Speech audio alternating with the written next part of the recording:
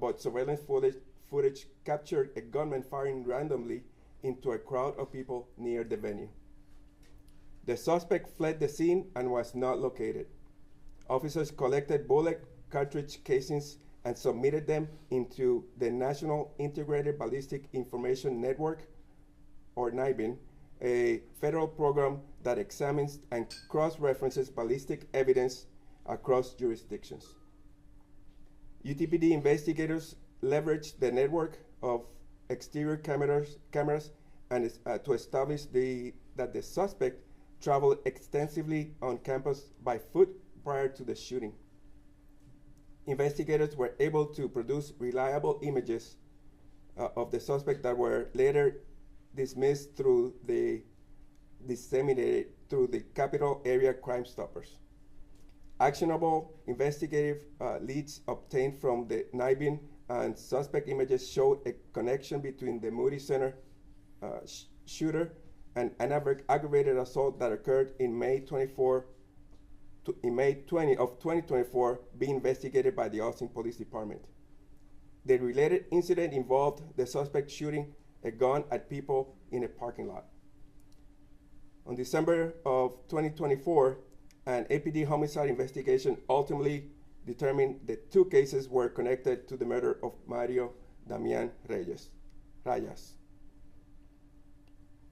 On March 13, 2025, the Austin Police Department notified UTPD investigators that they had located and arrested the suspect, Juan Carlos Rodriguez-Gomez, and executed a search warrant on his residence. During the execution of the warrant, the clothing worn by the suspect on the day of the Moody Center shooting was found concealed inside the residence. A firearm and ammunition were also discovered. Gomez now faces charges of aggravated assault with a deadly weapon, a second-degree felony for his act of violence committed on campus. Now, Detective Adam is going to show a quick video of what occurred. So this is a video just showing of the suspect that we have. He's walking down here on a berm. As you can see, he's wearing the clothing, which is a gray sweatshirt and also a black JanSport backpack. There's victims that are walking across the sidewalk. As you can see, he reaches into the Jensen backpack.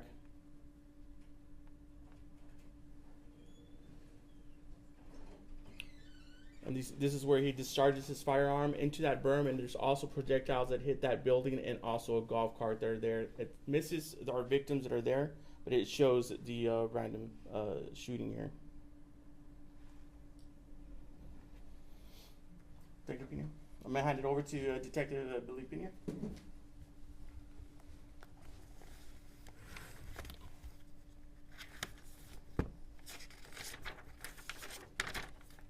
All right, good afternoon. I'm Detective Israel Pena. That's ISRAEL for the first name, PINA for the last name. I'm the lead investigator for homicide number 2470. That's the 70th homicide investigated by APD in the year 2024. This is documented under case number 24-361361. The victim in this case is a Mario Damian-Rayas, 34 years old, and the suspect who is arrested, Juan Carlos Rodriguez-Gomez, is a 26-year-old. This incident occurred December 21st, 2024 at approximately 9:25 p.m. at 2504 Huntwick Drive here in Austin, Texas. On that date, at that time, Austin 911 received multiple calls of shots fired in the area, as well as a person who had been shot inside a vehicle. APD officers Kirchberg and Alvarez arrived on scene and located the victim inside the vehicle with obvious trauma to his body, consistent with gunshot wounds. Mr. Reyes was removed from the vehicle. Life-saving efforts were attempted, but he was ultimately pronounced deceased at 9:32 p.m. by Dr. Escott. APD homicide units and crime scene units were notified and responded directly to the scene, and the investigation had begun. During the investigation, we seized multiple items of evidence, to include fire cartridge cases, which were ultimately entered into the NIBIN system, as discussed earlier.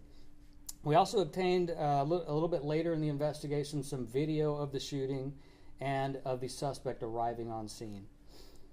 On December 22nd, so the day after, we had received information that the NIBIN's links, we'd confirmed some NIBIN's links between our cartridge cases and two other investigations currently being conducted. One being the aggravated assault case investigated by APD, which occurred on May 26, 2024, off the 6700 block of Loyola Lane. The other being the UTPD aggravated assault case from July 13th, 2024. Using this information, I immediately contacted UTPD to discuss their case with them and see what evidence that they were able to recover and generate. They provided me with video that Detective Adame had gone through. I don't know how long it took him to go through, a long time of video. He identified a suspect, tracked his movements throughout campus, and he was able to provide me with a very, very clear picture of their suspect. I compared that picture with the suspect from our video, and they appeared to be the same person involved. That with the NIBIN link, we were pretty confident that that person was responsible for both offenses. I requested UTPD to allow us to release their video, their picture, image of the suspect, since it was a daytime image, and it was a little more clear than our image was. After receiving permission, we put that out to the media that day. That resulted in a tip through Capital Area Crime Stoppers identifying the suspect as Juan Carlos Rodriguez-Gomez. Once I received the name, I started looking through our involvement as well as other agencies' involvement with this subject, and identified several residences, previous addresses for Mr. Rodriguez-Gomez in the area around where the homicide occurred, some of them being within just a block, one of them also being within that same complex. On the 15th of February, I located a close associate of Mr. Rodriguez-Gomez and brought them in for an interview. They did not know what the interview was about. During that interview, I provided them with the picture from the UTPD video still, and they immediately identified the subject in that still as Juan Carlos Rodriguez-Gomez. So that was our second confirmation on that suspect. That collectively, with the evidence gathered at the time, I issued an arrest warrant for Mr. Rodriguez-Gomez on February 16th, 2025. And I passed that off to the Austin Police Department Tactical Intelligence Unit. That's our fugitive apprehension arm responsible for the research and apprehension of all of our violent offenders. On February 13th, 2025, APD TAC Intel located Mr. Rodriguez-Gomez on a property out in Manor on Sparks Run Road. And along with the Lone Star Fugitive Task Force, APD Air 1, K9, and our Crime Gun Intelligence Unit, they attempted to arrest Mr. Rodriguez-Gomez at his residence. Upon making contact, Mr. Rodriguez-Gomez fled out of the back of the residence and evaded capture for approximately 30 minutes, to include swimming across a small body of water. And eventually he was ultimately placed in custody by those units. A search warrant was conducted on his residence, and during that search warrant, we located several items related to not just our homicide, but the UTPD campus shooting, as well as a burglary that occurred February 14th, 2024, investigated by the Austin Police Department. Those items were concealed in a small vent inside the suspect's bedroom.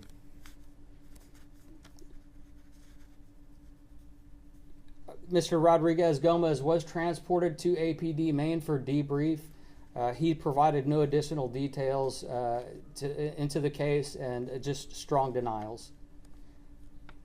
Additional charges may be pending based off any connections we can put with any other cases that we are currently investigating. And that's all I have. Any other questions? Oh, I'm sorry, one more thing. I just want to highlight just the collaborative effort between all our agencies. Obviously, the biggest one being UTPD. Our ability to call them and them share case information. They provided us with our first and best lead on a suspect. The video images were crucial, and I applaud Detective Adame for the efforts he went through and just marking those videos, making it easy for me to find. Also, the units, the apprehension units, our APD tactical intelligence units, we would not have the success rate that we have in our unit without that particular unit to go and find our suspects and not just find them, but do the research and workups on them to locate them when they are hard to find. Mr. Gomez had a very, very small footprint for us to follow when it came to trying to track him down, and our intelligence unit, our TAC Intel units were really good at finding the little bits of information and ultimately leading to his arrest. Any questions? Can you verify the date of the warrant being issued and the actual arrest? Yes, February 16th, 2025 was the warrant issue date, and the arrest date was March 13th, 2025. Do we have a motive on what happened with the homicide and why was he on the UT campus during the shooting? Right, so for ours, up to this point, we cannot find any connection other than residence proximity with the suspect. He didn't provide any information during debrief, and robbery was kind of ruled out because we didn't have, there were certain items of value that were still on scene. So we just don't know. Unless Mr. Rodriguez comes forward and tells us what his motive was, we really have no idea. Yes. Do you know how much is the bond that he needs to pay? Our bond is at $1 million. And I'm sorry, so you had a backup question for UTPD as well? Yeah, yes. Just about why do you think he was on the UT campus? So as Detective Pina said, it was connected through the shell casings. It was totally random. There was no connection to our actual victims we interviewed him, and there was no connection to the suspect, so we think it was a random as well. Any other questions at all? Yes. Any social media info on He does have Rodriguez? He does have social media. We're looking into that for any other information it can provide. Separate case, but can you say anything about what happened with the Tesla incident yesterday? I cannot comment on that.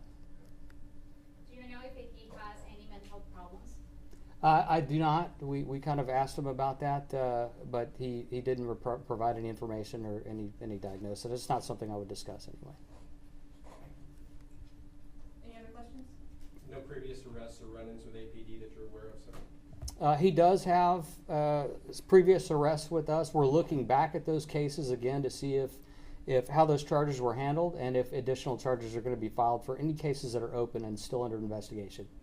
You had some in Bastrop County as well, right? Warrants or something? Yes, he did have some warrants out of Bastrop that he was also arrested for during during his apprehension for our homicide.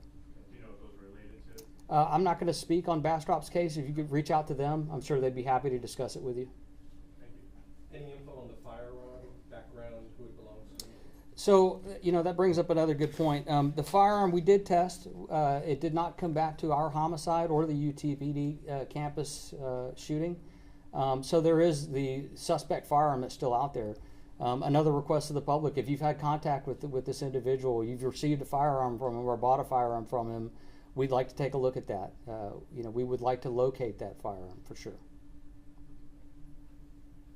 Yes, ma'am. How is going to be his process, knowing that he is an immigrant Mm-hmm. and he is now legally here in the United States? How are you going to manage that, if it's with ICE or with another authority? So during our entire investigation, because of his small footprint, very limited social media addresses, things like that, phone records, we weren't even sure of his immigration status. I heard something in the media about his immigration status. I don't know. Again, that in itself is kind of transparent for APD.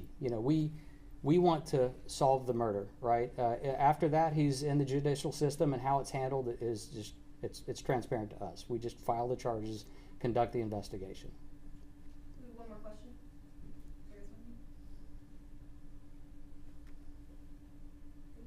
Awesome. Thanks, y'all. All right.